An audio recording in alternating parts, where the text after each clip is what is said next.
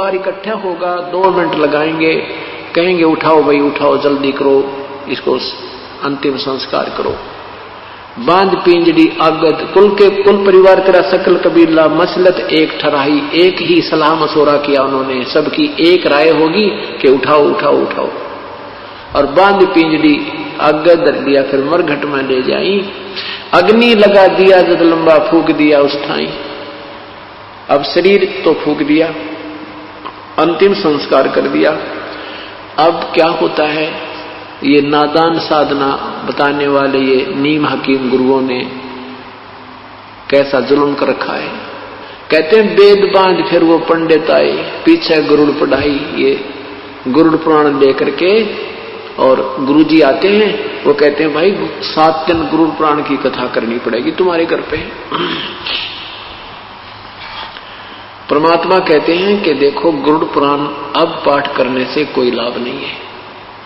ये गरुड़ पुराण का पाठ उसको पहले सुनाना था जब वो जीवित था, क्योंकि सदग्रंथों में विवरण होता है कि जो व्यक्ति साधना नहीं करते उनके साथ भयंकर यातनाएं हो, उनको बहुत भयंकर यातनाएं होती हैं, प्रेत बनता है उसके साथ, ऐसे होते हैं। कोई ऐसी क्रिया करता है, कोई ऐसा जुल्म करता है, कोई ऐसा पाप करता है उसका हाथ कटता है, कोई ऐसा पाप करता उसकी ऐसे पुत्र की मृत्यु होती है, कोई ऐसा करता उसकी आंखें फूट जाती हैं। तो परमात्मा कहते हैं वो ज्ञान उस मरने वाले को पहले सुनाना था, ताकि बुराइयों से बच जाता और शुभ कर्म करके अपना जीवन सफल कर जाता। अब वो गधा बनने को तैयार है और पीछे उसकी गरुड़ पुराण की कथा गुरुदेव करने को तैयार है। इस तरह की ड्रामेबाजी ने, इस तरह के नीम हकीमों ने ये भक्ति का विनाश कर डाला और मनुष्य जीवन को इन्होंने बर्बाद करवा दिया।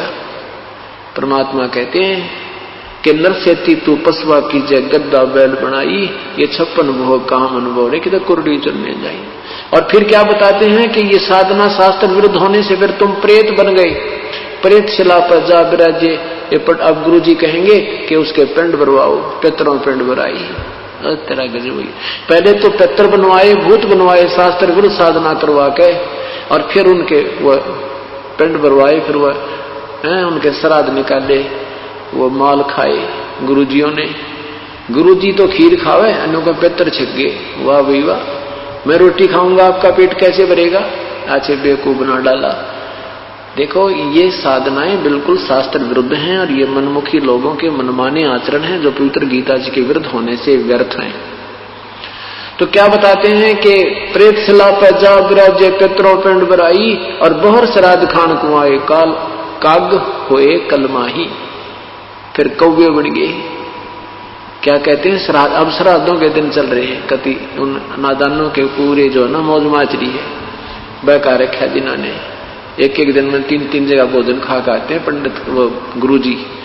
तो क्या बताते हैं कि जब पहले तो भूत बनाया, पितर बना, फिर कहते हैं पिंड भरवा दिए तो वो मुक्त हो गया। फिर श्राद्ध निकालते हैं, कहते हैं तुम्हारा पिता जो ना कौवा बना हुआ है, कौवे को भोग लग गया तो समझ लो तुम्हारा श्राद्ध सफल है।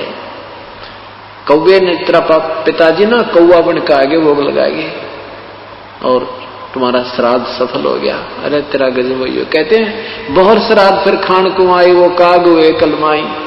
फिर वो वही आत्मा अनु कहे भी वो काग बन गया, कौवा बन गया, और ये वो श्राद्ध खा गया, बेड़ा पार हो गया। कौवा रोजाना खाना खाता है, चल कौवा मान लेते तुम्हारा पिताजी कौवा बन गया हमारा।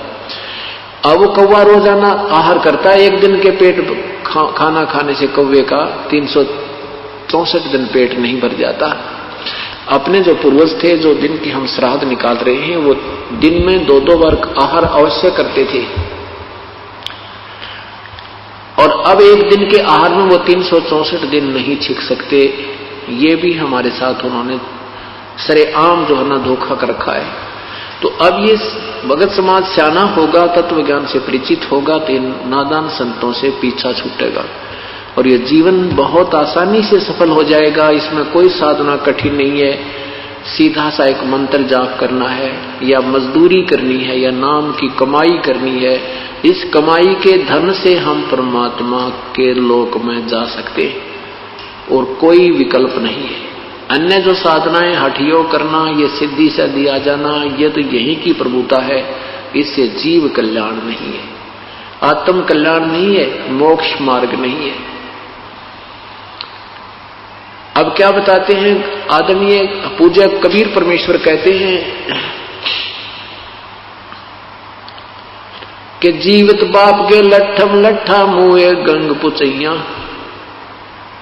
जीवित पिताजी की तो सत्कार नहीं करते और मरने के बाद उसको गंगा में उसकी अस्थियों को प्रवाह करके आना है, उसका कल्याण हो जाएगा।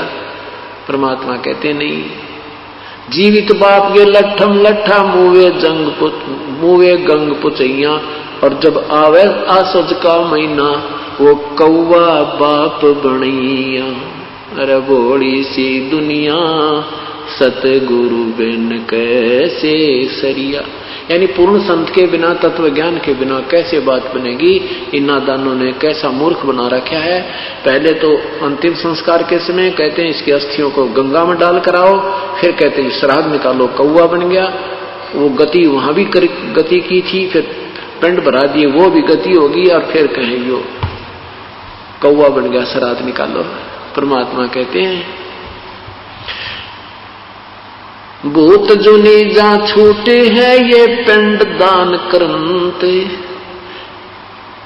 गरीबदास जिंदा कहे भाई नहीं मिले भगवंते। इन क्रियाओं के करने से जो पिंडदान तुम करते, इससे उसकी भूत जुनी तो छूट जाएगी। फिर वो गधा बन गया, बता के गति करवाई पिंडदान करवा के तुमने। वो तो अब जीवित गति हुए। अब गति करनी हमने अपने आप करवा के जानी है। अपना यहीं पर भक्ति साधना कर लो, यही आपके श्राद्ध निकलने लग रहे। 7 दिन श्राद्ध होंगे यहाँ पे। जो आत्मा यहाँ आगी उसका कल्याण हो जाएगा और तत्व ज्ञान होगा, मोक्ष मार्ग प्राप्त होगा। यहाँ उसकी भक्ति साधना मिलेगी, उसको कमाई बनेगी। कई प्रकार से कमाई होती है साधना से, जैसे संत के दर्शन से भी पुण्य होते हैं। सत्संग की तरफ चलते हैं, एक कदम का भी बहुत पुण्य है। यहाँ करिए अमर कथा सुनते हैं, इसका भी पुण्य होता है। फिर यहाँ सेवा करते हैं, कोई दान करते हैं। ये सब पुण्य हमने संग्रह करके और यहाँ से सतलोक जाने की तैयारी करनी है। यही हमारा मूल उद्देश्य है सत्संग में आने का। फिर क्या बताते हैं, स्वरत जय सतगुरु की संगत करते तेरे सकल कर्म कट जाई।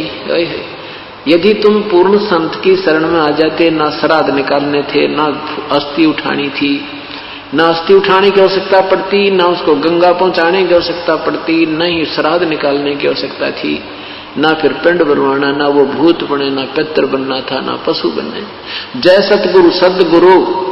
पुण्यात्मा अभी तुम बालक हो, बुद्धि विवेक से जब विचार करोगे इस पृथ्वी पर आपको कोई संत नजर नहीं आएगा। अभी तक कोई सदगुरु नहीं था, या तो परमात्मा स्वयं आए थे, या फिर उन महापुरुषों को जिनको साक्षात्कार परमेश्वर ने अपना कराया था, उनको छोड़ करके अभी कोई सदगुरु नहीं थे, यानी सत्य ज्ञान कराने वाले नहीं थे। अब इस तत्व ज्ञान से आप तुलना करोगे उन महापुरुषों के विचारों की, तो अपने आप पता लग जाएगा वो संत नहीं है। तो यहां क्या कहते हैं, जय सतगुरु की संगत करते तेरे सकल कर्म कट जाई। सकल कर्म, ना भूत बनना था, ना पिंड भरवाने थे, ना गधा बनना था, ना कुत्ता बनना, ना 84 में जाना था। अमरपुरी पर आसन होते जहां धूप न छाई। अमरपुरी सतलोक में आसन, यानी वहां तेरा स्थायी स्थान मिल जाता, जहां पर कोई कष्ट नहीं है, ना धूप ना छाई, यानी कोई दुख नहीं है। सुरत नृत मन पवन पियाना, शब्द शब्द समाई। गरीबदास गलतान महल में मिले कबीर गुसाई। मुझे तो गरीब कबीर परमात्मा मिल गए और ये तत्व ज्ञान मुझे दे दिया। मैं तो मस्त हो गया गलतान महल में। हमने तो कोई संशय रहा नहीं, हम सतलोक जाएंगे, क्योंकि हम उन्हीं पद चिन्हों पर चल रहे हैं, उसी रास्ते चल रहे हैं जो हमारे पूर्ण परमात्मा ने आकर हमें दर्शाया है।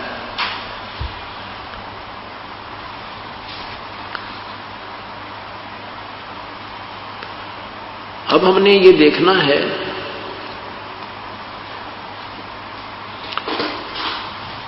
सत्संग में आने से पुण्यात्मा को ये तो ज्ञान होगा